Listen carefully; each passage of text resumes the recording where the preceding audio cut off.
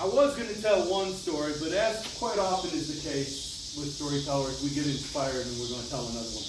Now, I'm going to need a little bit of help setting this up from my friend Paul and Barbara. So the north, anybody know what's north of Michigan?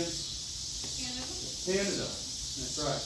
And so our friends to the north, they quite often have a little bit different dialect, and so they'll often add in a phrase in their words like, "We're gonna go down to the lake." Hey. All right. So go up to the pond. Hey. You coming over to dinner? Hey. All right, you got the idea. So three old boys, they sitting up in their hunting cabin. A lot of hunting up in Canada. And so they're sitting up in their hunting cabin, and they're like, you know, our friends to the south, United States of America, they got a real cool sounding name, you know, USA. And so we ought to come up with a cool sounding name for our country. This is a great country. Hey. And so they looked over, and there was a Scrabble board sitting over there on the bookshelf, and I got it. We're going to come up with a name for this here country. And so they got that Scrabble board set out, and they drew a tile, and he said, C. A. N. A. D. A. Canada. There you go. Now, growing up in Michigan, though, going to Canada, you know, when I grew up, I mean, you didn't, if you had Michigan plates, you could drive across the bridge, through the tunnel. They didn't question you whatsoever. So we went to Canada quite a bit. Matter of fact, when I was in the Boy Scouts, we would spend a part of our summer, it was during the 4th of July holiday, our 4th of July holiday.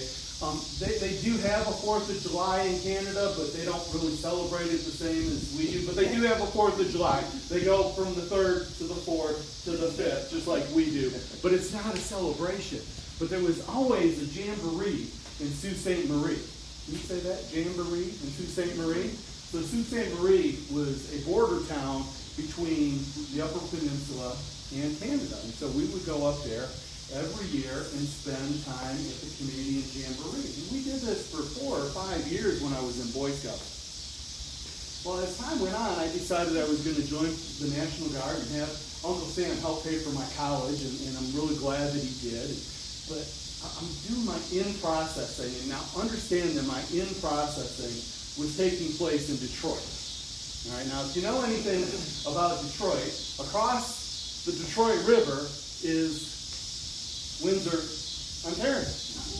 All right? So you can see Canada just across the river. And so I'm doing my in-processing, and you got to fill out all this paperwork. You know, have you ever visited a foreign country? Yeah. You know?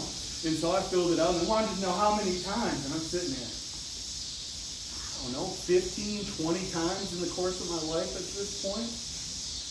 And so I filled out the paperwork, didn't think anything of it. Got called into another room and had to have a conversation with a full bird colonel. Now, if you know anything about your military rank, that's getting up there pretty high. It says, son, it says here, you've been to a foreign country a number of times. And I'm just wondering what it is that took you into that foreign country so many times. And I looked at him and I thought to myself, sir, it's Canada. Like going to Ohio. Now, I didn't say that, though, because I knew about the Stockades in Leavenworth and didn't figure that was a good place to start my military career. So I explained to him that my family would vacation there and that we spent quite a bit of time in Canada. Well, fast forward a couple more years. My wife and I are getting married. I'm in between, headed into my last year of pharmacy school. We get married that summer. And so money is not plentiful, right? I didn't buy her a diamond ring. No, I bought her a diamond necklace because that's all I could afford. But I did want to get her a nice, memorable wedding present. And there was something that was playing. This was 1992. There was something that was playing at the Pantages Theater in Toronto. Phantom of the Opera. They had completely rebuilt Pantages Theater just for Phantom of the Opera. They were advertising it everywhere. That's what I'm going to do. I'm going to take my wife to Toronto for Phantom of the Opera. And we decided we would drive, it's only about 5 hours, through Port Huron, into Sarnia, and on across. Well, we get into Toronto, and this is light rain, folks. This is a mist. No, it was coming down in buckets. It was dark, and it was rush hour traffic. Now, I know here in Roanoke, they talk about rush hour traffic, and it lasts from about 5 to about 5:10, all right? But no, in Toronto, rush hour traffic in downpour for a bunch of Michigan locals that didn't know where they were going, and this was before GPS. I'm sitting here trying to look off of my AAA map to figure out where we were going. Finally arrived 2 hours later after we were circling Toronto for 2 hours. We arrived at our hotel. We are exhausted. Unloaded the suitcase, unloaded the cooler because we had brought sandwiches with us because we were not, we were skimping. Made it up to the hotel. Next morning, get up, and the hotel that we're staying at has a connection to the underground mall. So there's an underground mall in Toronto that runs a good distance. And so we thought, well, we'd go down there to the underground mall.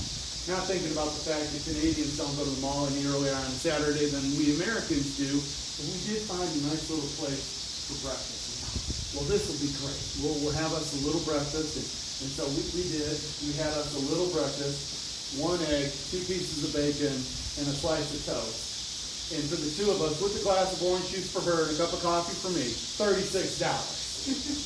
Yeah, It's like, oh, ouch. Okay. We can do this.